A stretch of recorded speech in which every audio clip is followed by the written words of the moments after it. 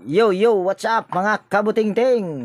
Yan na, magandang gabi sa ating lahat mga kabutingting at welcome back sa ating munting channel. Yan na, mayroon pala akong i-share sa inyo. Ito ay request ng aking isang viewers na gusto niyang makita yung aking gamit na electric fan kung ito ba daw ay buhay pa. Ito kasi ay in-upload ko at ito ay nasa mga 3 years na sa akin, mahigit mga kabutingting, simula na itayo ko itong aking munting tahanan. At kung napapansin nyo mga kabutingting ay wala siyang pangharap na screen, at the same time ay wala din yan siyang pancap, at dito naman ay wala ding cover sa motor. At iisa-isahin ko kung bakit ayan ay wala sa dito sa pangharap na screen, kaya wala siya para sa akin, para magiging smooth naman siya sa pag swing at para hindi mahihirapan yung kanyang gear. At the same time, ito kasi yan, wala siyang pan cap na nailagay ko dahil ayan naman kasi ay half moon. Mayroon kasi akong pamamaraan, kahit wala yang pan cap ay nagagamit ko pa rin yan, or hindi yan siya matatanggal basta-basta. At mayroon din akong upload dyan mga kabutingting. At tungkol naman dito sa bakit wala siyang cover, ang dahilan naman yan ay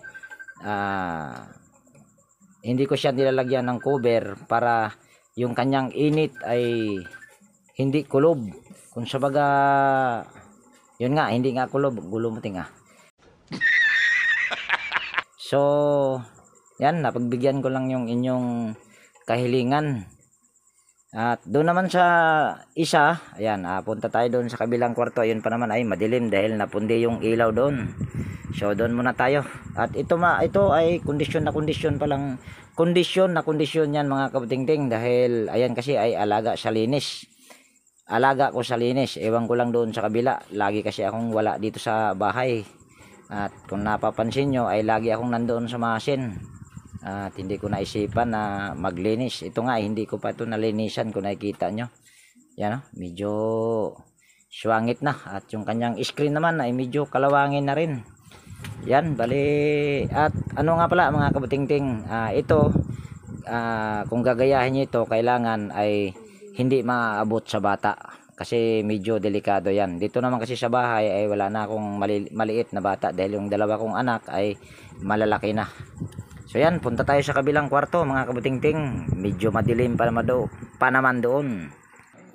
So yan, bali ito na yung isa mga kabutingting na nung upload ko, kasi nung una ko itong in-upload ay ito ay 16 inches. Pero gaya nga ng sinabi ko sa aking live kagabi, ito ay pinalitan ko ng, ayan, ito ay 18 inches na.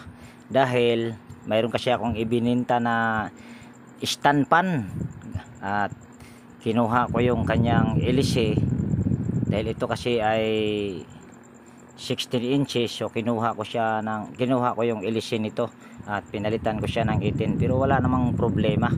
At kung nakikita nyo ay ganun din sa isang electric fan na nauna kong binidyo, yung 14 inches ay yan, kung nakikita nyo wala din siyang screen sa pangharap. Ayan ay sinadya ko dahil sabi ko nga para magiging smooth yung kanyang pag-swing. Ito naman ay improvise ko lang ito na pancap. Yan. At kung nakikita nyo rin dito, ganoon din, wala din yang takip para yung kanyang init ay makasingaw, kung sa baga hindi makakulob. Yan yung aking pamamaraan. Pero gaya nga ng sinabi ko, kailangan gagayahin nyo lang itong aking pamamaraan kung wala kayong bata. Pero kung mayroong bata ay huwag nyong hayaan na wala itong screen, at lalong lalo na lagyan nyo talaga ng takip yung pinaka motor nya kung mayroong kayong bata. At kung magtatanong naman kayo mga kabutingting kung ano yung sikreto na ito, bakit umabot ito ng 3 taon mahigit, sikreto ko lang nito ay dapat laging malinis at nilalagyan ng langis pagkatapos linisan. Yun nga lang, yung kung napapansin nyo tong screen ay medyo kalawangin dahil wala akong mahanap na screen na medyo maganda-ganda.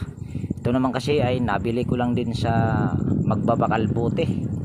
or kalimutan ko na rin kung saan ko to nabili, or sa magbabakal buti ba or sa junk shop. Yan, ito naman kasi ay hindi ako bumibili ng bago, at ito ay yan, kondisyon na kondisyon pa lang ito mga kabutingting.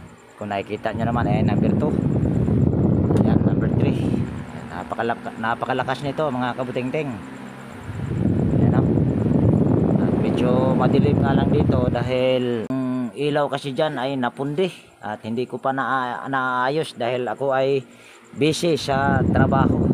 Yan, yan, para itong video na ito ay para ito kay Sir Carl. Nakalimutan ko lang yung apelyido niya, kung ano yung apelyido niya. Yun kasi ay nag-request kung or kinumusta yung aking dalawang electric pan kung buhay pa ba. So ito na yun, sir. Ayan, sana ay mapanood mo itong video na ito. So yan, dito ko na tapusin yung video natin sa gabing ito mga kabutingting, dahil ginabi na ako sa pag video na ito.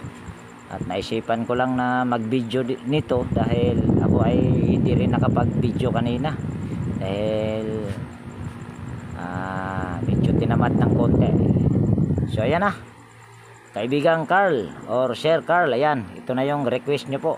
So kung nagustuhan mo itong video na ito mga kabutingting, at kung mayroon ka ditong nakuhang technique kung bakit tumatagal yung electric pan, yan, baka pwedeng pa-share at pahingi naman ng like dyan. At syempre kung bago kang napadpad dito sa aking munting channel, baka pwedeng hilingin ko na rin yung inyong pag-subscribe at pakipindot na rin yung notification bell at ilagay sa all para ma-notify ka pag mayroon akong mga bagong i-upload na video. So yan, bye bye na mga kabutingting at magandang gabi po sa ating lahat. Yan.